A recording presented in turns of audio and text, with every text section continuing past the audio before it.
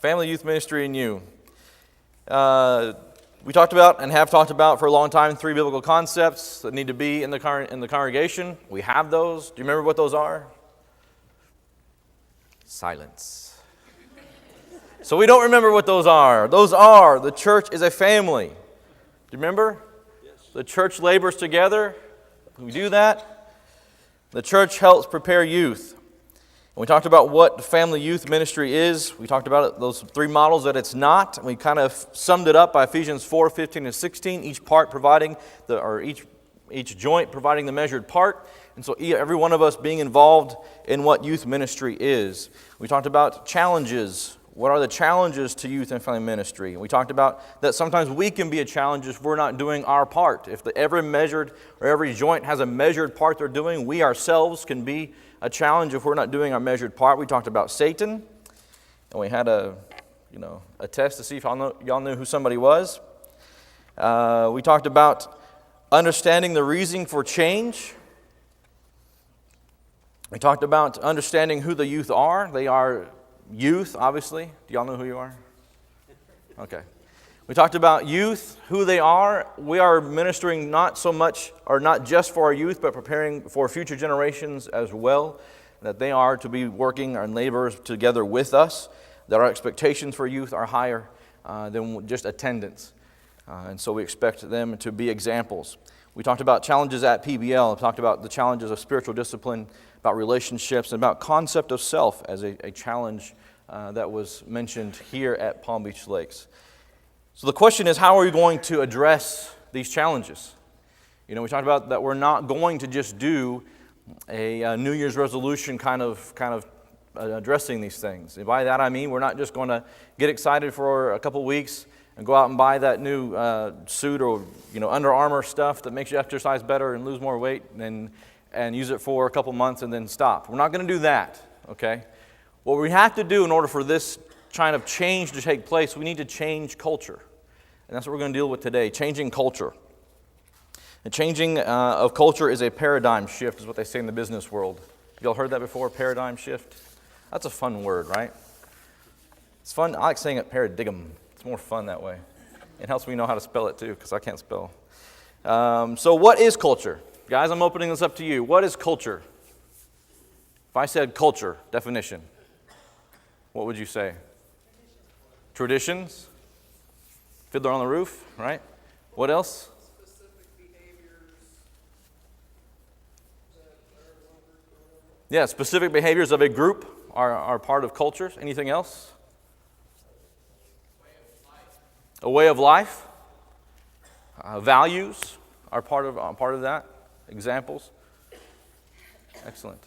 So those are things that we think of when we think about culture. Those are things that we think about. There's a definition of culture, a very, very scholarly definition. There it is. Culture refers to the cumulative deposit of knowledge, experience, beliefs, values, attitudes, meanings, hierarchies, religion, notions of time, roles, spatial relations, concepts of the universe, and material objects and possessions acquired by a group of people in the course of generations through individual and group striving.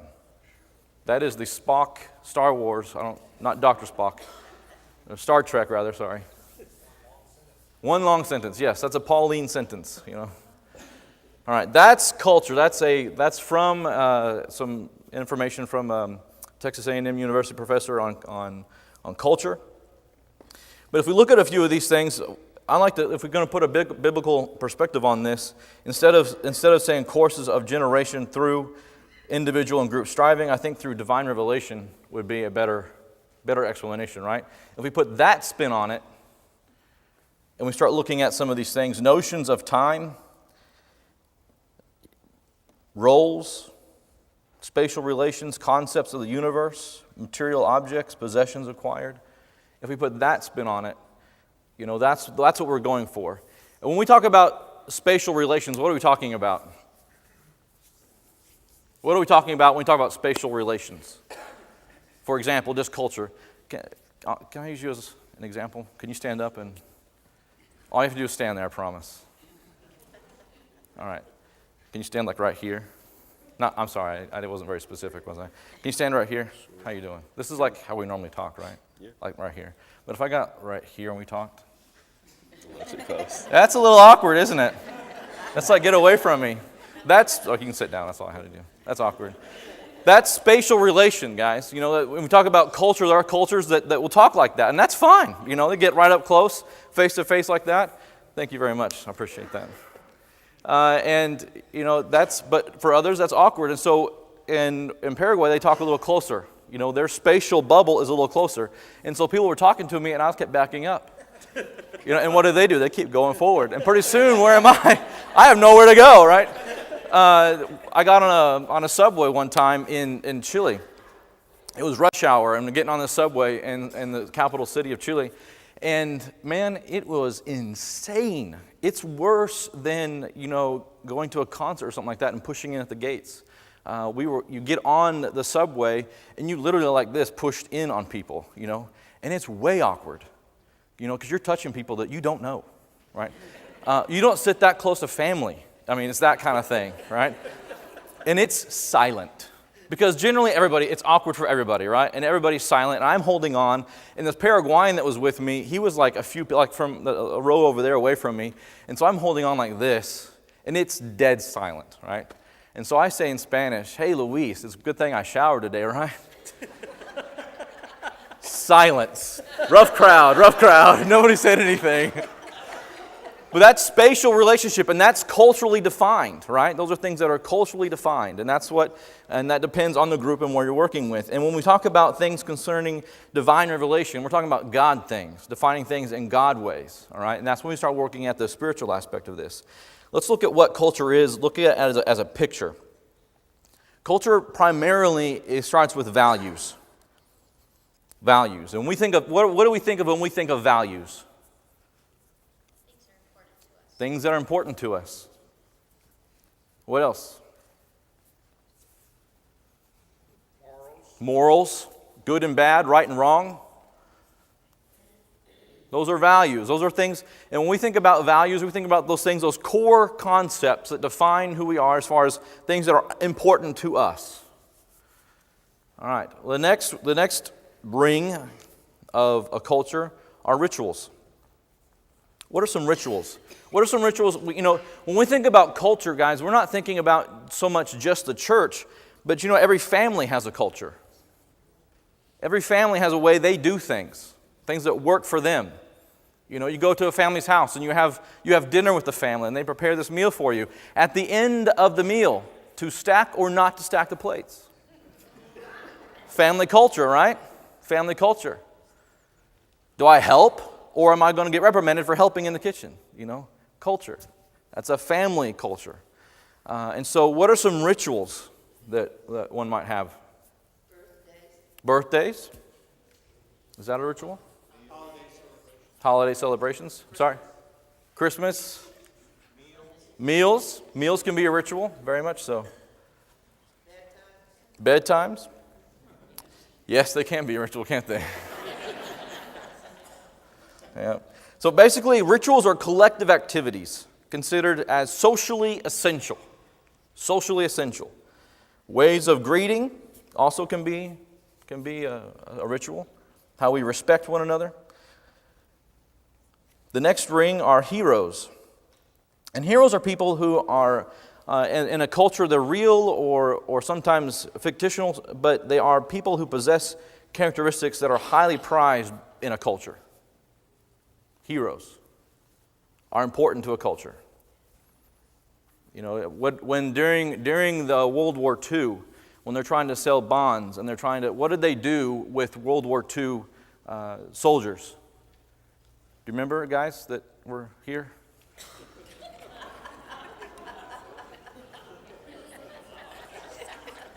Do you remember?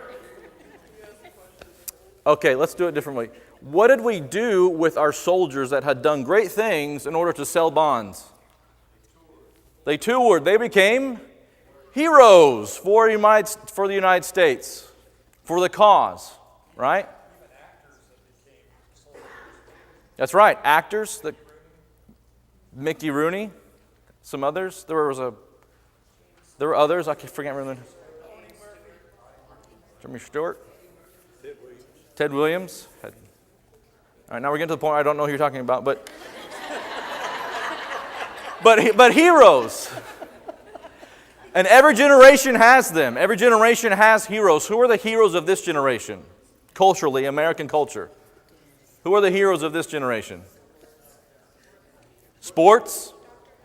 Doctor Who is a fictional hero. That's British values, though. That's not really American. It may have values, but it's not American culture. All right. We'll argue about this later. So heroes. Heroes are people who are examples that we can look to. We can tell children, you need to be like that guy, right? That's somebody who is living it. And then we get to symbols. Symbols can be words or gestures, pictures, objects that carry meaning. They're not the most significant part of a culture, but they are part of the culture. And every culture has those symbols. And so this is what culture is in a nutshell. Then finally you have practices. And practices, rituals, heroes, and symbols are all the visual aspects of a culture. But they all also, values included, are part of what support the practices of a culture. And so you define the practices of a culture by these things. Now, does that make sense spiritually for us? It does. We can make that application. Now, when we talk about culture as a family, redefining culture, and we talked about those challenges, how does that work? We have those challenges that we need to address. We have challenges in our family. We have challenges in our congregation. And we're going to align culture with what? We have a choice, right? We have a choice whether we're going to align culture with the world or with the Bible. There it is. And so we are going to define our values either by the Bible or by the world. And that's what comes down to, that's our spiritual battle. Is it not? When we talk about spiritual battles, and it's hard to visualize that, but what we're saying is, what are we going to allow to influence our core values? What are we going to allow to influence our core values? I'm not saying, guys, obviously we're living in this world. Paul mentions in 1 Corinthians chapter 5, he says to have no relation with immoral people. And he said, I'm not talking about immoral people of this world, or you'd have to go out of the world. He goes on to say, I'm talking about immoral people who are in the church. I'm not talking about that. But what I'm saying is, what are we going to allow to influence us as a family, as a congregation? Does that make sense? All right, now, this is the focus of so much, because this is you as an individual. My core values. Well, you will have to decide these things. So this is at the heart of you as an individual. This is at the heart of us as a family of God, and this is at the heart of every one of our family units. This is the very crux of the matter. And some may say, well, that's not that important. Is it? Is this really that important? Is it really that big a deal? Let me give you an illustration to see why it is that big a deal. If you look at this picture of a tree, it's a nice tree. It's a pretty tree, right? That's a Sunday school tree right there. Let's put some fruit on it. There it is, some fruit. Do you see where we're going with this? All right, let's put the next image up there. Oh, do you see where we're going now? In Genesis chapter 3, in verse 4, the serpent said to the woman, "You shall not surely die."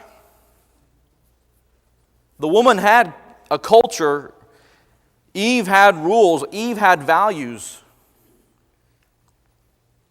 And she allowed the serpent to say, well, no, that's not necessarily that big a deal. You're not really going to die. And we can insert our names here. The same lie is being sold over and over and over and over again. The same lie. And for us, it's acceptance, right? Because we want to be accepted in school, in work. We want to be a part of the group. But we're going to stand out. if our values are different? And so we can insert name here. The serpent said to Josh, you're not really going to die. It's not that big a deal if you don't do X. Do you see where we're going with this? It is that big a deal. This is the very heart of everything. We have to define our culture, our families, by the Bible. And so when the challenges come, you can say, no, we've made that decision. Here's our values, and all you have to do is line it up. Does it match up with this or not? Does that make sense? So that becomes the filter. And so when the challenges come, the decision's been made. Because we as a family have defined our values. We as a congregation and I as an individual have defined my values. Look at some values here in Galatians chapter 5. And these are just a few things. Galatians chapter 5, verses 22 and 23. But the fruit of the Spirit is love, joy, peace, patience, kindness, goodness, faithfulness, gentleness, self-control. Against such things there is no law. Colossians says something very similar in Colossians chapter 3, verses 12 through 15. So as those who have been chosen of God, holy and beloved, put on a heart of compassion. Holy, just chosen of God, holy and beloved. That's set apart. That's different. These people put on a heart of compassion, kindness, humility, gentleness, patience, bearing with one another and forgiving each other. Whoever has a complaint against anyone, just as the Lord forgave you, so also should you. Beyond all these things, put on love, which is a perfect bond of unity. Let the peace of Christ rule in your hearts, to which indeed you were called in one body, and be thankful. These are some values, and these aren't all the values that the Bible espouses, right? We can go on and talk about other things, but here's a list of core values that should define us as a church, us as individually family units, and as an individual. If we look at some other passages, let's look at some rituals. 1 Thessalonians 5:26. Greet all the brethren with a holy kiss.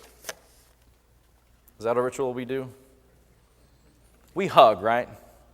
We've changed. That's culturally relevant greeting. In Paraguay, they still kiss. Did you know that? On each cheek. In Paraguay, the guys, when you greet a lady, you kiss every lady twice. A holy kiss, guys. The ladies, they do that same kind of greeting. Are there any Argentines? Argentine descent? Okay, I can say this then. So the Argentines, they do it where the guys kiss each other too. And there are other cultures that do that too. They need to be saved too, but I'm glad I wasn't a missionary there, be kissing the guys. But that's culturally relevant. That's a cultural thing. We greet each other. That's saying you're important to me. Have you ever walked in somewhere and somebody just walked right by you without saying hello, how do you do, or anything? What does that feel like? This feels kind of awkward, doesn't it? Especially when we're supposed to be brothers and sisters. Yeah. So greeting is something we do. That's a ritual. Look at 1 Peter 3:21. Corresponding to that, baptism now saves you. Not the removal of dirt or the flesh, but an appeal to God for a good conscience through the resurrection of Jesus Christ. Is that a ritual? It's a command. It's something we need to do. Look at Hebrews 10:25. Not forsaking our own assembling together, as is the habit of some, but encouraging one another, and all the more as you see the day drawing near. Is that a ritual? Is that something that's important to us as a culture? Should it be important as a family and as an individual? That's something that we do. That is part of what defines us. Look at John chapter 4.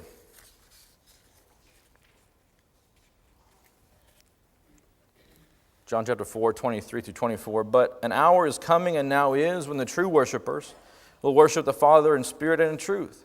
For such people the Father seeks to be his worshipers. God is spirit, and those who worship him must worship in spirit and truth. Worship is something that we do for God. that is part of what defines us. And those rituals are defined by God. About heroes. If we talked about heroes of the faith, who would we bring up? Who are some of y'all's heroes? Joshua? I love that name. Right? Yeah. Tracy said David. Yeah. Judy says Daniel. Actually, no, who's first on my list? Daniel? Daniel? Joseph? All right, we're killing that joke now, aren't we? Daniel. Why would Daniel be a hero of culture war? Why would Daniel be a hero of culture war? He did what? He did not bend. What happened to Daniel culturally? Do you remember the story? He was minding his own business, right? Minding his own business. You know, he may have been in the palace area because he was part of the family. And what happened?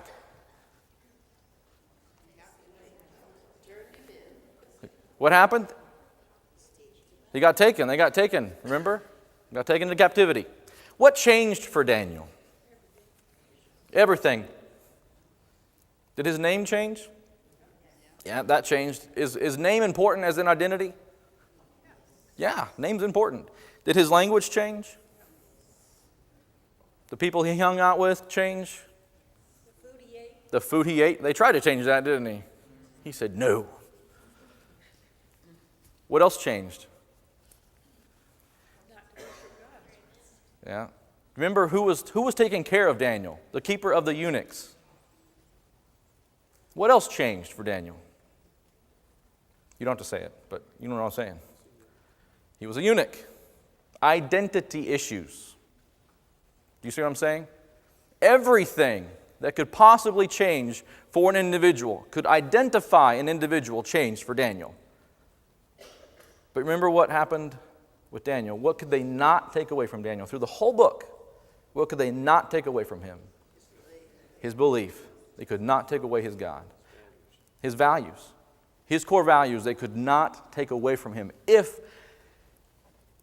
I could pick an individual for my child to be exactly like, I don't care if they're popular, I don't care if they are successful, I don't care if they dig ditches for the rest of their life. If they could be like Daniel, I would be happy. Amen. Because he said no. He purposed in his heart. And you see that not in Daniel, but you see that in the rest of the guys, right? What did they say to the king when they were supposed to bow down? Do you remember that? This was actually kind of cool. I'll read this and kind of laugh because they were kind of brazen for three guys there that are talking to the basically king of the known world, right? And so they were supposed to, when all the music played, instruments we can't even pronounce, when those instruments played, they were supposed to bow down and worship the golden idol. And so, the pressure to say, well, everybody else is doing it would have been pretty high, right?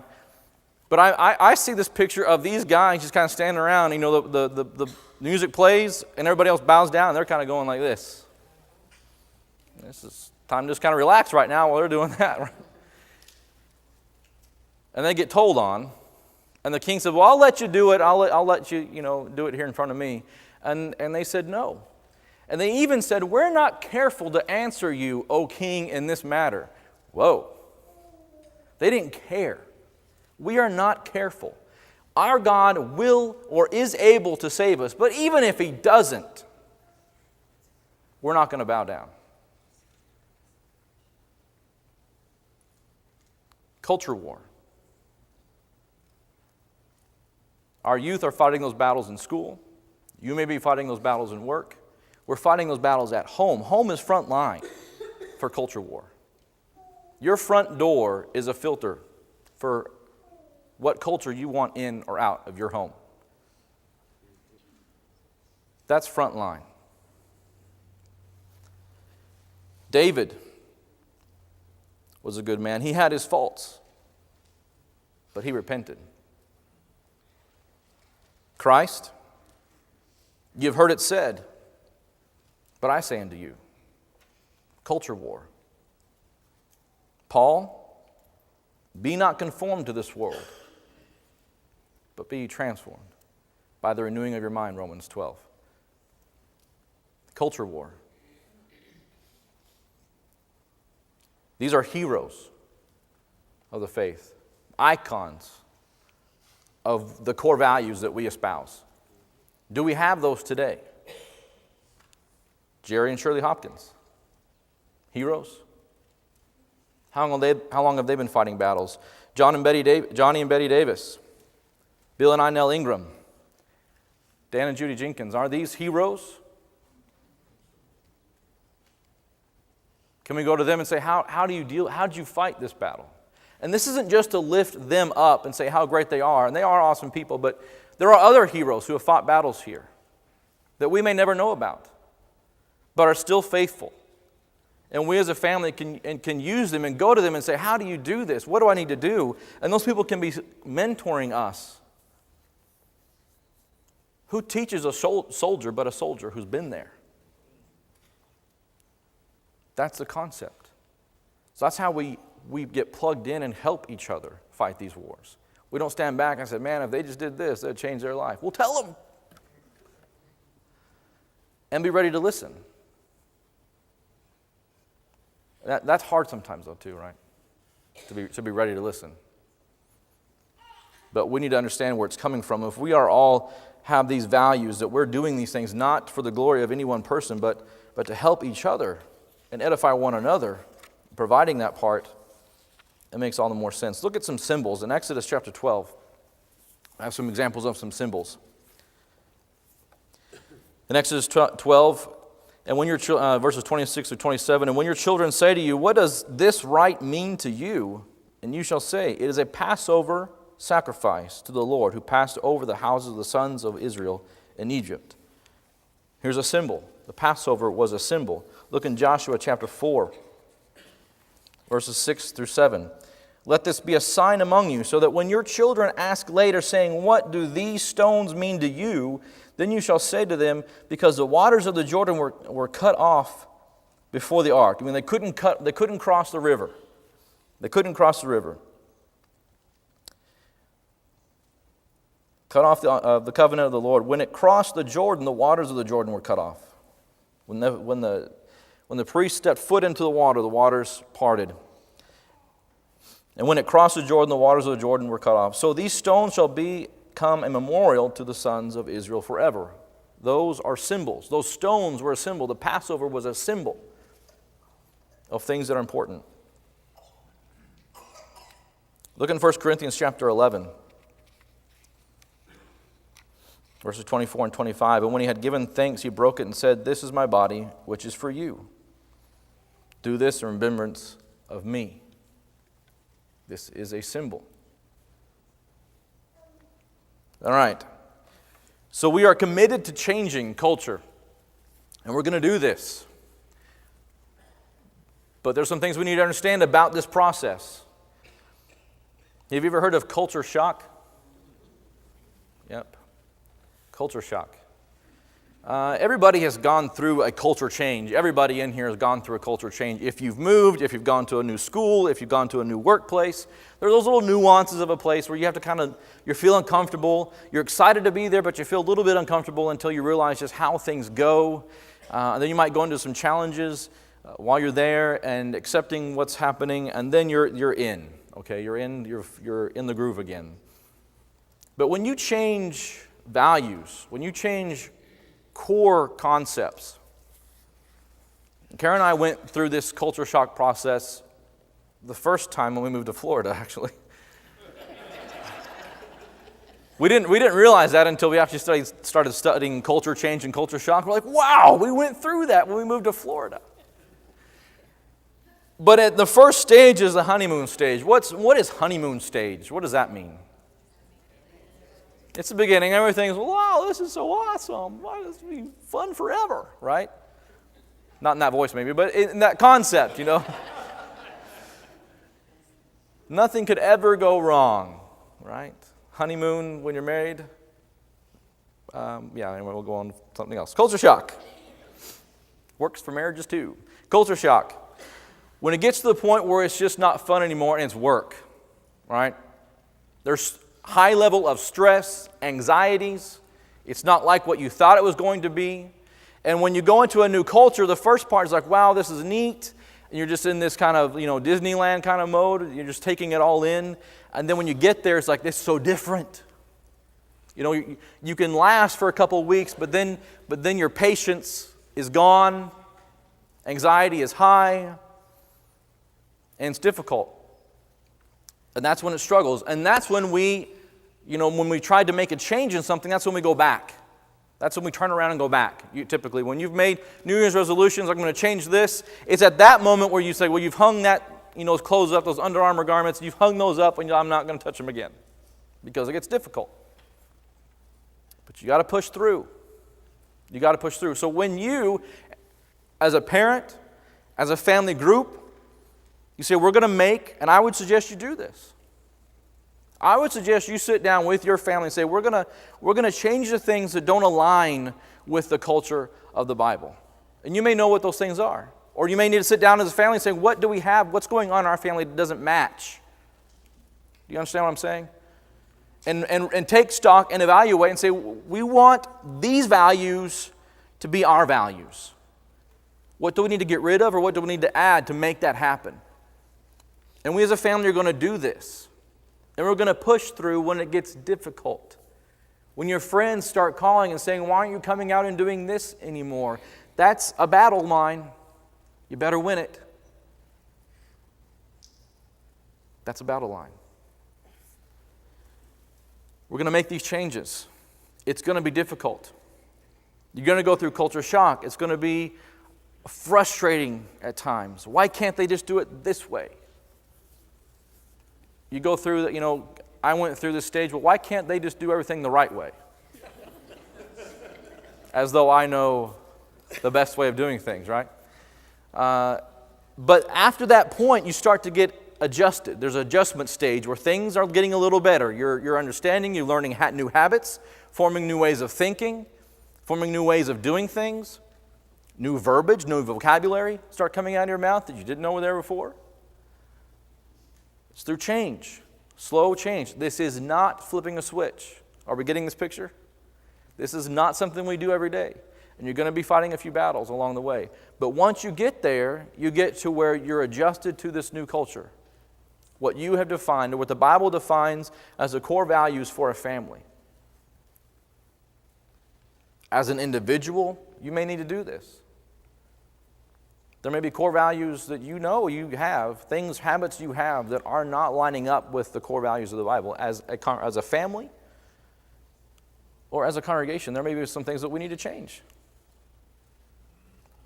It's not my job to list those out right now, but you know what they are. Yes, sir. I'm just thinking as you're going through that, Josh, that's pretty much an explanation for many of us that did not grow up in the church, what we went through, coming out of the world. Yep. Coming into Christ. Yes. Did you all hear that? He was saying that that's very much the same thing that happens to a new convert. When they're coming out of the world, that's exactly what is happening to a new convert. And we wonder why 2 months later, a year later, they're not here anymore. Where'd they go? It got hard. And they couldn't find the help they needed at that moment. We're not going to lay fault at anybody's feet, but at that moment they couldn't find it. It got hardest when it got the darkest for them in the time of change. The pressure, they went back to the old habits. Because a lot of times you reach that point where it may just be a little easier just to back right up and go right back to where I was. Right back to those old habits. But we as a family need to bolster that person up. That's edifying. That's the edification process by its definition. Shoring them up so they can push through.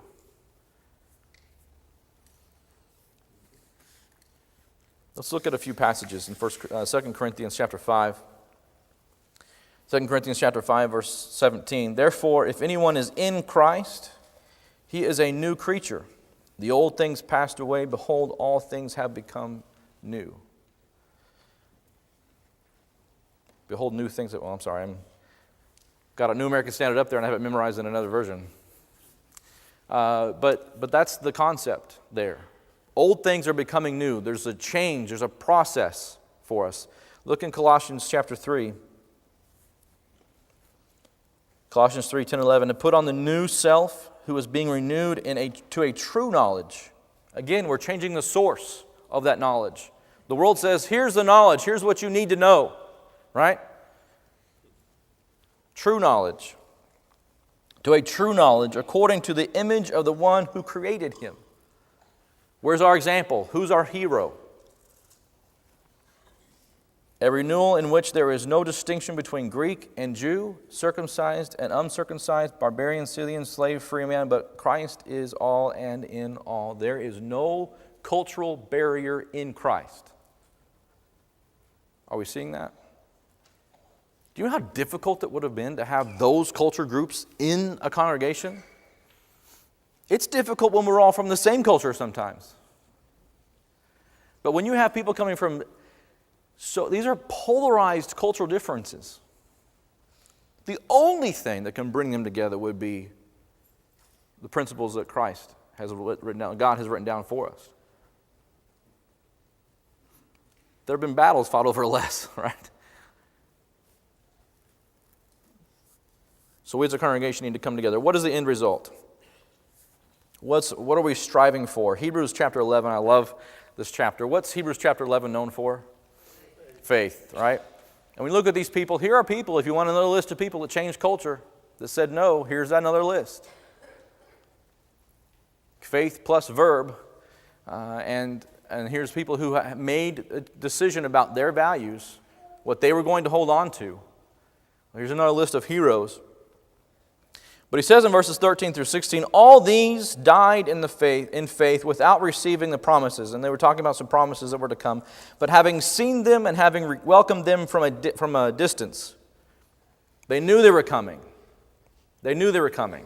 I mean, it talks about Joseph making preparations for his bones. Sort of a weird thing to say, right? But what he said was, when the Exodus happens, carry my bones with you. They saw it from afar. They knew what was going to happen. And having confessed that they were strangers and exiles on the earth, for those who say such things, what things are they saying? Having confessed that they were strangers and exiles on the earth. This, if we're going to grasp who we are, we have to decide, I'm not from here. I'm not from here. So when the world says this is how you're supposed to do it, I can say, no, actually it's not. I'm not from here. You know, being in Paraguay eats a lot of meat. I mean, Paraguayans in general eat a lot of meat. And they do barbecue. All right. But I had to design a Texas side-by-side smoker. I had to have one, because they just weren't doing it quite right. So I drew pictures, downloaded images, gave them to some guys that were working on the fence and said, can y'all build this? They looked at it like they had never seen it. It was a spaceship, and they looked, what is this? And I showed them what it was supposed to be, and they said, yeah, we can do that. And about a week later, they delivered my grill. And when I started making good barbecue, people said, this is awesome. And I said, yes, I know. But it's that concept, it's not from here, right? It's not from here. This is barbecue from the States. It's that same concept for us. Not from here. And so when this text says, they declared they were strangers and exiles, do you think they went around and said, hello, my name is stranger and exile? No, they didn't. They declared that by their actions, by their values, by the things they did, their rituals, their symbols, their heroes. That's how they defined. That's how they said, I am a stranger and an exile. This is not where I'm from. And for those who say such things, make it clear that they are seeking a country of their own.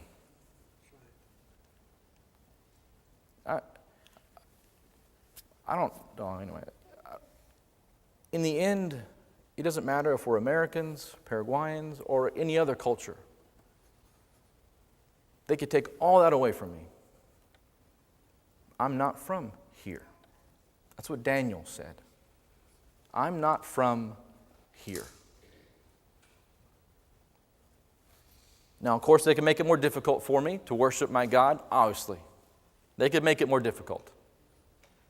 But that's when we dig in more.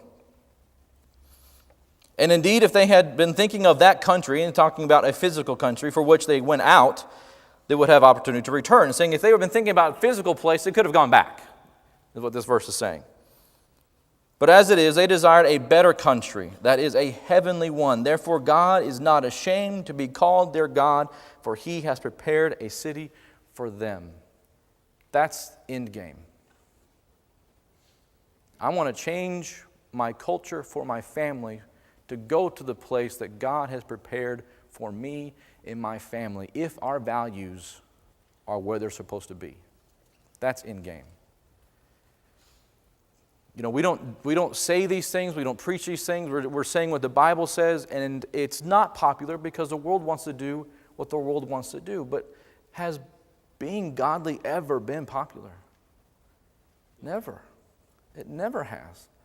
And so when we put on baptism, we're choosing a path that is not popular. But we're choosing a path that ends in a heavenly city that's prepared for us. So why is this important? Why is changing culture important? Because that's where we want to go. We are declaring as a congregation, as a family, an individual, we are not from here. And we who say these things are waiting for a better country. It's not about what's popular with my friends. It's not about what's easier to do at work. It's about saying, I want to go home to a better place. I don't know why I'm crying. There's nothing to be sad about. But it's the concept that if we have all that together, how amazing is that? And that's the kind of youth group we want to have. That says, you may come into our youth group and be different, but we promise when you leave, you'll be different again. We'll change you. We'll have an impact on your life. And that's the kind of congregation we're going to have. So you may feel different when you come in, but we'll help you change and look like Christ. And that's the kind of family we're going to have, individual family groups. Every family group's going to have their culture, to stack or not to stack the plates, right? But the core of our families will be the same. Those core values. Can we pray about that? Can that be something that we can be striving together for and helping one another for? Parents, point out the heroes, parents. Point out those heroes. Talk about those heroes. And I'm not saying, walking up to Jerry and say, this is a hero, But at the opportune times, you can say, if you know Jerry, you can say, Jerry fought that battle too. Here's what he did. He's a great example. Joe, there's so many people here that can be great examples for our youth. Parents, tap into that. It's a resource that we need to use. Family, keep being examples. You can be a good example or you can be a bad example. You get to choose. You get to choose. Once somebody said to somebody, and we'll close with this. We're talking to somebody and said, well, I'm never gonna be a Christian and God will never have anything to do with me and I'll live my life the way I want to live my life. And this guy said, well, God is using you. God is using you. So how is God using me? I have nothing to do with Him. He's using you as a bad example. So you can be a good example or a bad example, but we're going to change culture, all right? Next Wednesday, we're going to talk about nuts and bolts. We're going to talk about some things we're going to be doing, some things that you can get plugged into, some ways that we can help as a congregation to help you change the culture in your family and the congregation here. Questions? Comments?